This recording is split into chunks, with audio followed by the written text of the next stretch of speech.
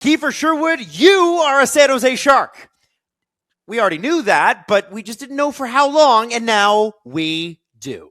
And after scoring that game-winning goal, his first in teal in an absolute shootout with the Montreal Canadiens last night, you have just signed for a life-changing amount of money. As reported by SDPN's Chris Johnson, Kiefer Sherwood has agreed to a 5-year extension with the San Jose Sharks, carrying a $5.75 million AAV. So, what are we to make of this? Firstly, and I think this is the most important point, the future is so unbelievably, unfairly, remarkably teal. It's crazy. And everyone is pumped about the Celebrini, Smith, Eklund, Askarov era. But the San Jose Sharks are now kind of needing guys on the roster who are not just those guys.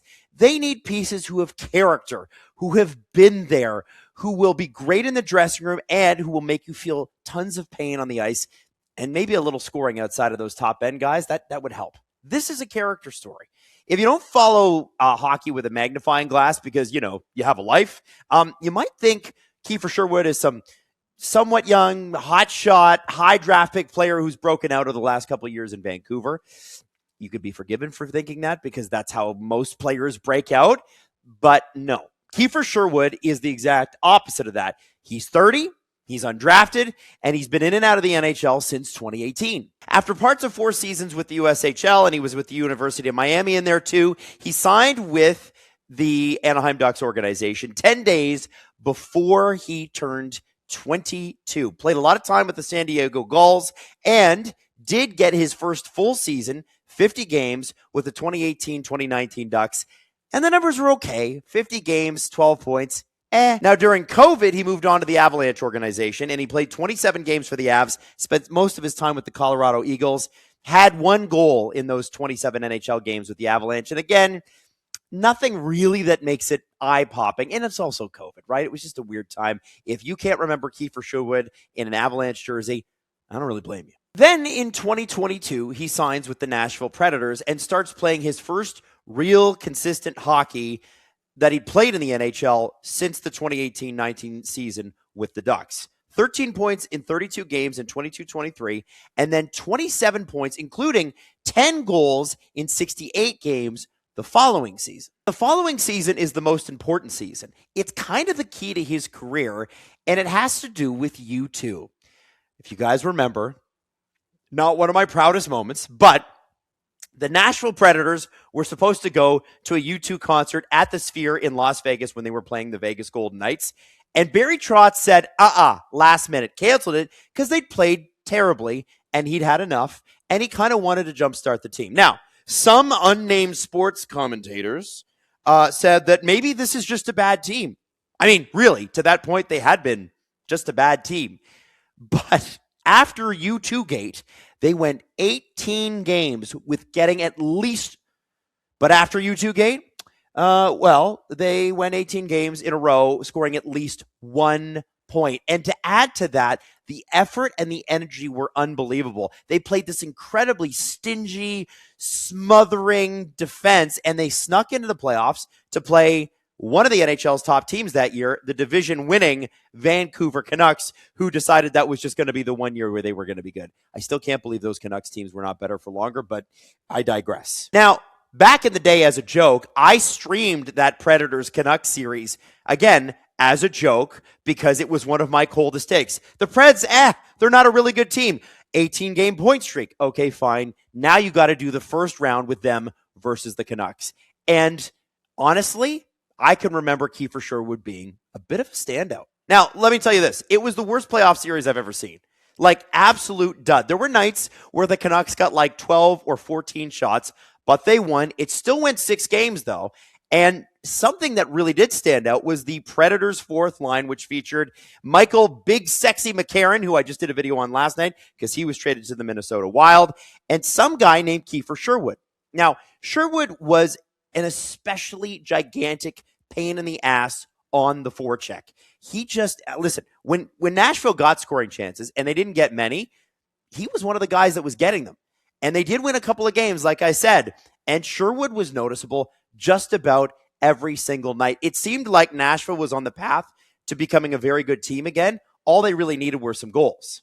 In the 2024 offseason, as we all know, right after that playoff series, Sherwood didn't have a contract. And it seemed as though it would be strange to leave Nashville because he'd found a really good role there. You're kind of taking a risk. But the way he tells it is that he left because the Nashville Predators said, hey, listen, we think you can do this. You might want to go take the opportunity somewhere else. And the Vancouver Canucks, who were obviously a part of that series and watching him very closely, said, you know what? I think he'd be a good fit here. So July 1st, 2024, he signs a 2-year deal paying him $1.5 million. And under head coach Rick Tocchet, he absolutely breaks out. 19 goals, 40 points in 78 games. That's incredible value on a $1.5 million contract. And let's be honest, the Canucks had a lot of drama surrounding them that season. You know, the Pettersson and the Miller or whatever. Sherwood was able to block all of that out, and he became one of the studs for them. And then this year, just an unbelievable start. 17 goals in 44 games with the Canucks until he got injured, and ultimately during the injury was traded to the Sharks for a couple of second-round picks. Now, here's a fun fact for you. I found this absolutely mind-blowing when I read it. January 19th was the day Kiefer Sherwood was traded. It is, right now, just going to check the date, March the 4th. Kiefer Sherwood still leads the Canucks in goals scored this season.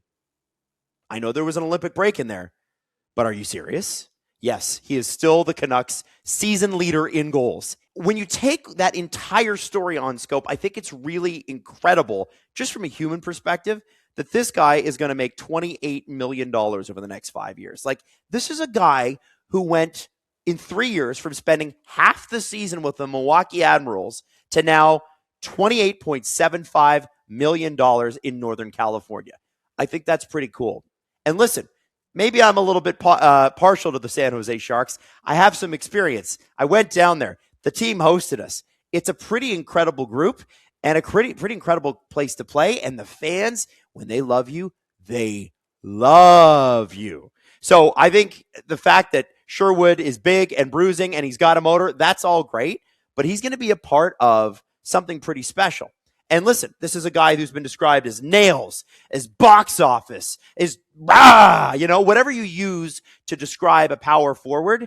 This guy brings people to their feet, and he's going to do so in San Jose. Last night was only the beginning. And what's cool about this for Sherwood, too, is that he gets to be there for the early years of what we're going to probably call the Celebrini era. And I think these years are the years where if San Jose is going to win a cup, you probably want to do it before Celebrini's 25, 26, at least once, right? Go on a couple of deep runs. Listen, as somebody who had hope once, I no longer have it, but someone who did have hope once, you kind of want to get it done as soon as possible. You want to get into those playoffs, and you want to get deep in those playoffs so it doesn't become a thing where you're out in the first round all the time, and that's the thing. So I'll say this. The San Jose Sharks have surrounded their young, hotshot players with a character guy who never gave up.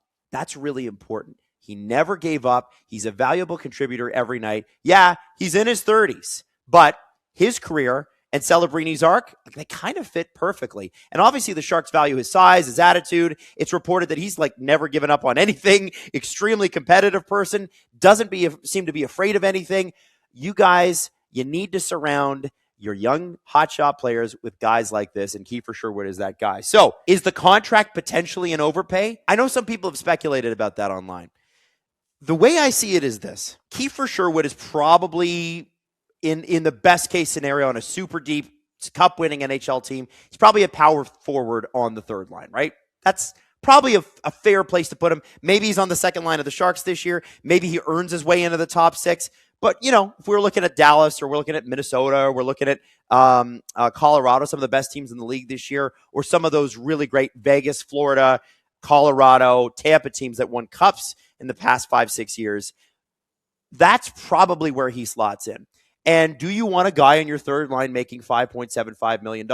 I think this year when the cap is what it is, okay, I can see how that's high. But this contract doesn't kick in until next year. And the cap is supposed to be around $105 million next year. So that puts Sherwood's cap hit at about 5%. And then the next year, it's supposed to jump another $10 million. So that brings his cap hit down to what? 4.5%, 4.25%.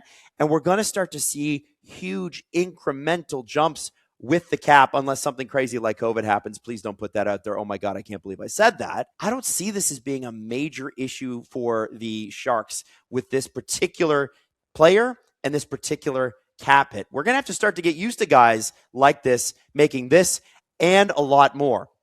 And given his backstory and his play style, you can see why a former power forward, Mike Grier, would really value him. And given his backstory, you can see why Mike Grier, who is a former San Jose power forward himself, would really value a guy like Kiefer Sherwood. There are roles on a team.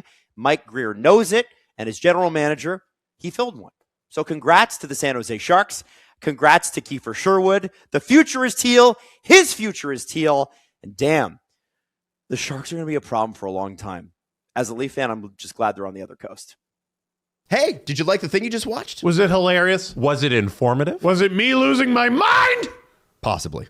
Potentially. Most of the time it is. Hey, listen, if you like what SDPN has to offer, you should check out more of our videos and subscribe to our channel by clicking subscribe, or Steve will find you.